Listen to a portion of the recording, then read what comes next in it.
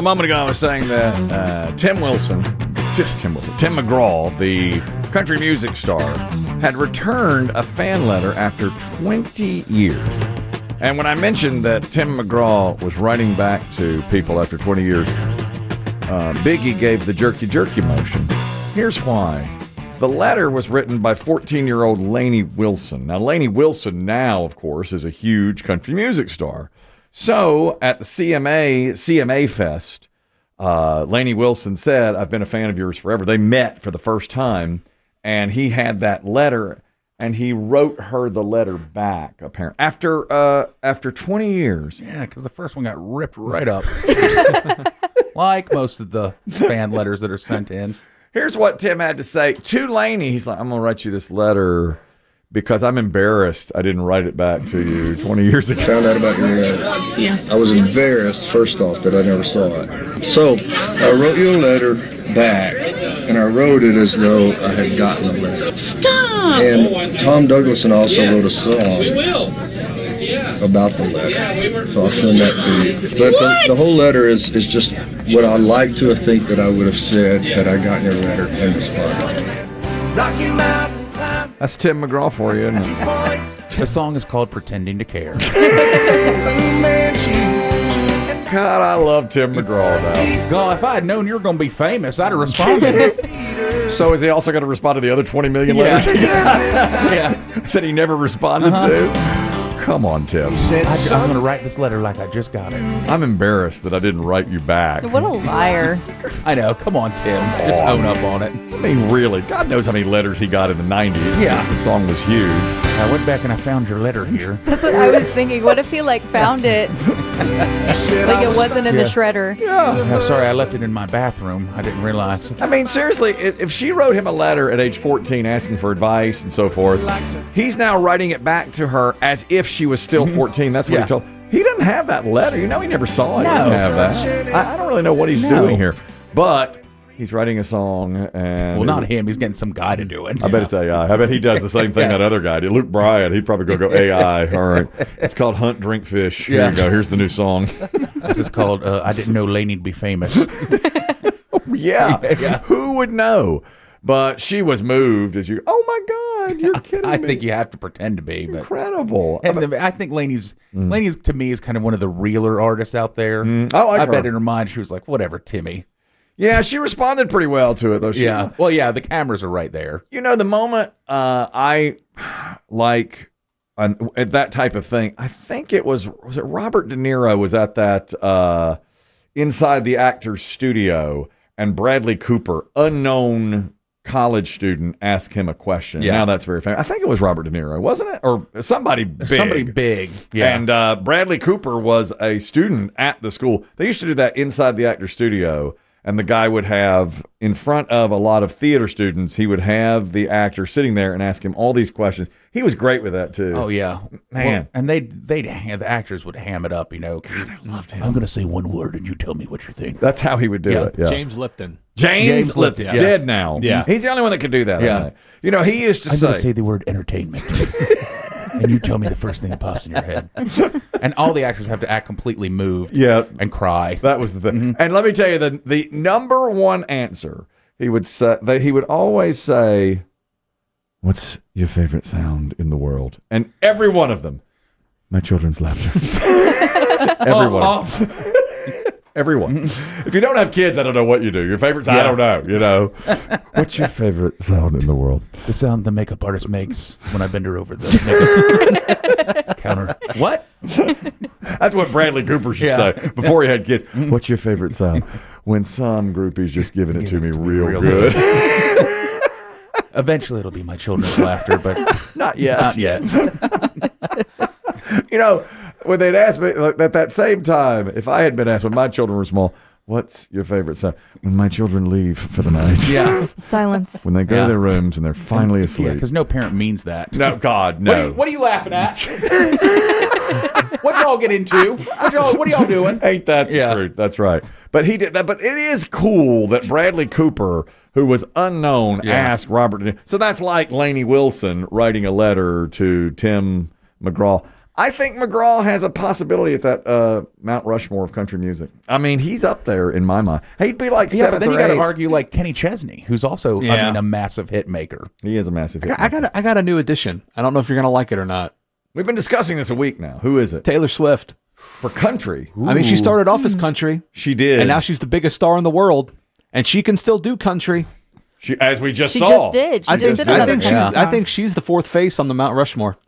Oh. But to me now, and remember, I warned her against it when she said I'm moving to pop. I said, that's it for you. We're done here. And her done. career has been over since then. Who? Yeah, exactly. Taylor who? She's in Toy Story 5. She's got a song in it. She just the other night at the red carpet event sang You've Got a Friend with Newman. What's his name? Randy Newman. Randy Newman. You got a friend in me. Oh my God, Taylor. Yes. You got a friend in me. You got your troubles. I got them too. There isn't anything I wouldn't do for you. We stick together. We see it through. You got a friend in me. Your thoughts on this? Apparently, she is a genuinely giant Toy Story fan.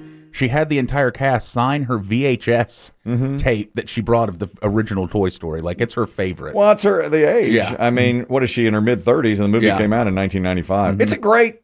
I'm probably going to see Toy Story 5. It's a really great franchise. Will you try to take one of your children, or they just They don't want to see it. Yeah, they don't even want. I want to see it, and they don't want to see it. But you know, it spans now. I mean, it was made way before they were born. Yeah, and they've of course seen them all up to this point. But now I'm not sure they're. I mean, I interested. saw it in the theater when I was a kid. I mean, it came out. My wife has a little bit of a claim to fame to this. When she was at UNC Chapel Hill, she was taking some sort of an editing class. It was a class on entertainment, and the professor had a link to Pixar, and Pixar was sending him 20 minutes at a time, 5 minutes at a time of the movie, and he was showing it to the students. So my wife saw it before it came out in theaters, and she said it was a big deal because, in fact, she says now, I didn't realize how big a deal it was going to be because of that animation, you know, is so different. By the way, B.B. Shea's girl, Joan Cusack, who does a voice in the movie, she does Jessie, was asked on the red carpet, why have we not seen you in Hollywood for so long? And she said, because I wanted to raise my children in Chicago. I wanted to be out of the limelight. You see, that's why she's the best. Now, her children are in their 30s. So Yeah, I don't know. it's been a long time. I was mathing there. Yeah, and the math. she's older. Yeah. I mean, it's not like she's, 32 years old. Kids take a long time to grow up these days. I mean, Yeah. they live at home till they're 25. Yeah, she's like, I raised them up, and now I'm ready to come back. And now she's like, okay, I'll do this movie. I can't give Taylor Swift the Mount Rushmore of country music because I think her career now is about 25% country and 75% pop.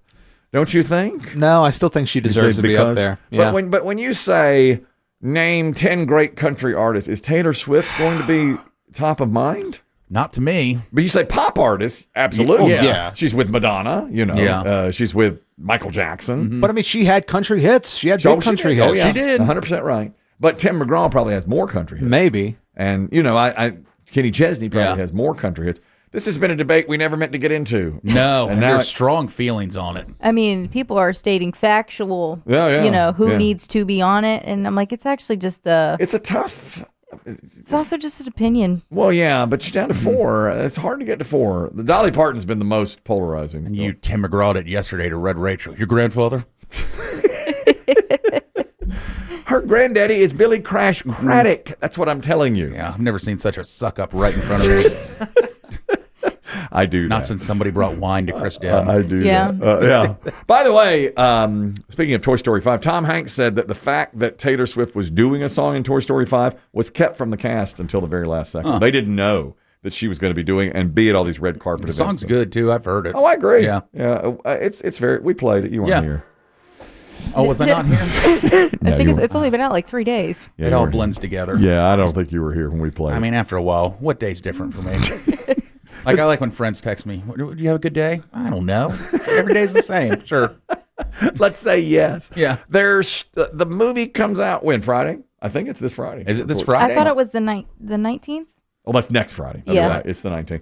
I might want to see Obsession. You're the only person, Red Rachel, who says Obsession with a horror movie is not that great. Everybody else I know says it's fantastic. I liked it. I just didn't think it was that scary. But I don't watch a lot of horror movies, so when I go into one, I expect to be terrified. Mm-hmm. And there was one jump scare where I almost fell on the floor. I've heard that too. That there's one amazing jump scare. Yeah, and I'm not gonna spoil it, but you'll know. I think you'll know when it's coming. What is the? I heard today that in the movie Obsession, there's something called a one wish willow, which is not even a real thing. In the movie, it's a mass-produced trinket that grants a single wish. Is that a one wish willow? Well, now they're making them and they're selling out. Which is crazy to me because if anything, you learned from the movie to not do that. The one wish willow? Yeah. Because it's a terrifying. If that thing didn't exist, the movie wouldn't have happened. Right. I mean, But don't you say that's a pretty smart marketing thing, I guess, by the movie or whoever made it. I feel like when they made the movie, they had a feeling if it took off that was going to happen. Well, I wonder, though, if they made the movie thinking, well, this is not going to be anything huge, then it became big, and they're like, oh, we got to put the one wish willow out there. Yeah, it says sold out already. Yeah, they don't. Yeah. I mean, people are trying to get the one wish willow, and they can't get it. I want to see this movie now. You should. It's worth a watch. My daughter saw it and liked it, so maybe I can go this weekend and see it. I was reading yesterday that, and Biggie he'll not like this. You've reviewed all the Halloween movies and the remakes and the reboots for your October movies. Oh, yeah. Well, now, Halloween came out originally, the very first one with Jamie Lee Curtis in 1978. So there's a plan in place to revamp it again for the 50th anniversary. Of course. So at the 50-year mark, they may do it again. Well, because they make money. But, they have done it to death. I mean, so many times. But if it'll open, it'll make $150 million, and it'll cost them $20 to make. What can they do, a prequel? They could probably do a prequel. They'd have, what they should do is the very beginning of Halloween, little Michael Myers kills his sister. But you'd have to have a child. I mean, he's a child, so you'd have to have the kid be. Has that not been done? I don't think they've gone back to that. I just read they're talking about a prequel. Gosh, what was it? Some horror movie. Well, Halloween would make sense for the 50th anniversary, but you'd have to have a child killer. Yeah.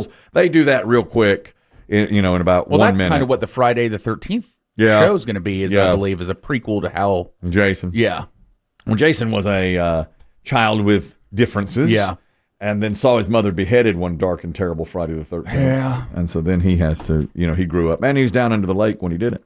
That's the worst. Speaking of reboots, Tim Allen desperately wants to reboot Home Improvement. Did you ever watch Home Improvement when you were a kid? It used to come on Nick at Night. Pretty good show. Yeah, I liked it too. I like him. I thought the whole thing was pretty fun.